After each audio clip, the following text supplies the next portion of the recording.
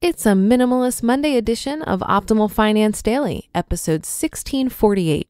Don't let comparisons derail your FIRE journey, by FIRECracker of Millennial-Revolution.com. And I'm your host and personal finance enthusiast, Diana Merriam. This is the show where I serenade you with the sweet sounds of personal finance knowledge from some of the best blogs on the planet, with the author's permission, of course. For now, let's get right to today's post as we optimize your life.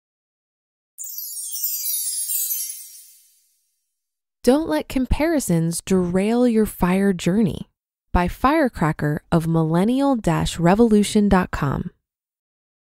Quote, "Comparison is the thief of joy." Roosevelt. Clearly, Roosevelt did not grow up with Asian parents. If he had, he would know comparison is joy. A day without comparison in my Asian household is a day without sunshine. In our household, not being compared to a cousin, a friend, a classmate was like not eating, thinking, or breathing. "Look at your cousin Iwei," my mom would say. "She's the perfect daughter. She never talks back to her mom." "You should be more like your Aunt Chi. She has a really high nose bridge, not flat like yours." "Our friend's son has $3 million worth of houses, and you only have $1 million and no house." So sad. You will never see my mom happier than when she's berating me on how I failed in all aspects of my life compared to my peers. My head is too big. My arms are too fat. My legs are elephant trunks. My life is sadly devoid of houses.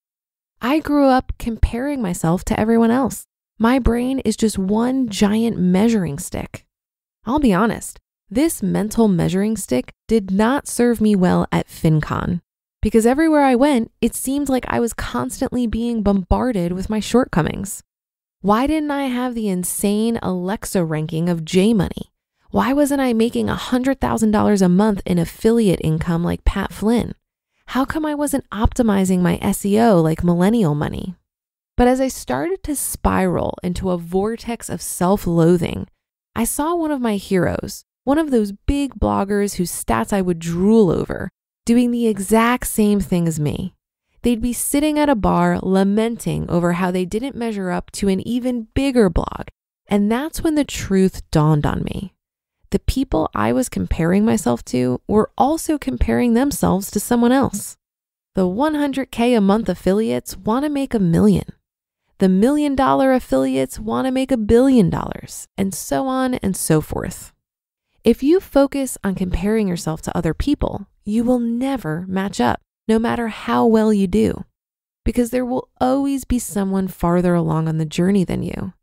They could have started way before you did and gotten here only because they've had years of a head start. But of course, your ridiculous measuring stick brain conveniently chooses to ignore that. Stupid brain. Why do you hate me so much? Don't compare your beginning with someone else's middle or end. Instead of comparing yourself to other people, look back at your own journey and see how far you've come. And remember, even though there are hordes of people in front of you, there are also hordes behind you. They would switch places with you in an instant. And this is especially true for your FIRE journey. Many readers have emailed us saying they feel defeated when they compare themselves to other people who are farther along in their journey. But here's the thing. Becoming financially independent isn't a race. It's not about the end goal. It's not about the FI number. Your FIRE journey is about growth and progress. It's about celebrating all the wins along the way. So don't chase the FI number. Chase the thrill of watching your FU pile grow. Because we all know that you don't need $1 million to feel the power of FU money. Just like how J.L. Collins negotiated a 6-week European trip when he had just $5,000 saved. So celebrate the milestones. For every $1,000 you save, look back and see how you are now $1,000 richer than you were a week ago, a month ago, or a year ago. Do that over and over. Cherish these wins. Don't get discouraged. If you see other people farther along on the journey and want to throw up your hands and quit, just remember, if you don't do it, the time will pass anyway. Take my ex-colleague, Luke, for example. Luke makes a pretty good salary, around $75,000 a year. He also works on a contract, so he has the option to take 3 to 6 months off every 6 months and go on these mini retirements. But since we are at the end of our FIRE journey, he feels like he can never catch up. So even though he could be saving 50% of his salary and getting richer by $28,000 per year, enough for a 6-month sabbatical every 6 months, he decides to blow it all on a car, name brand clothing, and eating out every day, while at the same time working insane hours and complaining how he can never afford to take any time off. Don't be like Luke. Don't miss out on your wins just because you're comparing your middle with someone else's end and seeing it fall short. You could be inadvertently missing out on all your gains. So the next time you get caught up with turning your brain into a measuring stick, do this. Don't compare your beginning with someone else's middle or end. It makes no sense to look at someone at the end of their FIRE journey and feel bad that you're not there already.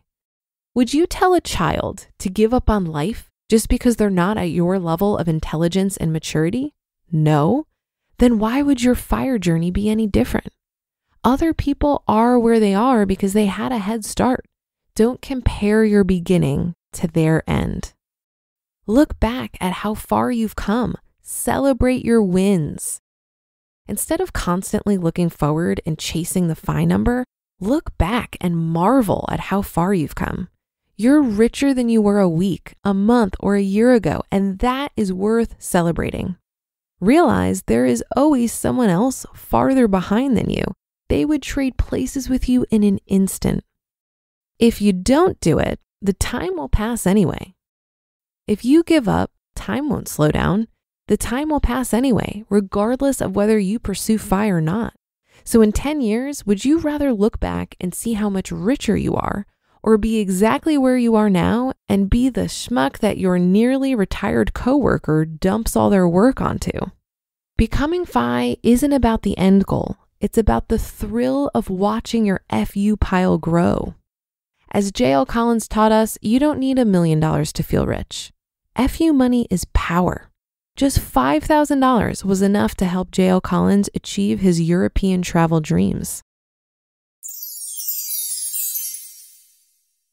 You just listened to the post titled, "Don't Let Comparisons Derail Your FIRE Journey" by FIRECracker of Millennial-Revolution.com. This article reminded me that part of maintaining a positive mindset about our finances is to not compare ourselves to others. We're all guilty of it. So I, for one, am grateful for the reminder. I recall a time last year where my monthly savings rate was 45% rather than my 60% goal. And I thought about the other people in the FI community who are saving even more than that. I felt bad for a moment for not hitting my goal until I realized how ridiculous that is. 45% is a fantastic savings rate. It's way more than I ever thought was possible when I was 30 grand in debt 6 years ago. While others can provide great inspiration and give us ideas of what's possible with our money, personal finance is a very personal journey. And it's a lifelong journey that we can make way more enjoyable by celebrating every win, big or small.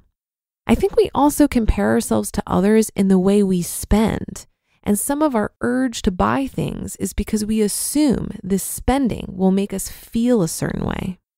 So when you see people spending on things you think you want, you're seeing what it looks like on the outside and assuming it's making them happy. You can never know another person's inner life, and many people surrounded by luxury are deeply unhappy. I think the reason is because you can't buy lasting happiness. You can merely buy fleeting moments of pleasure.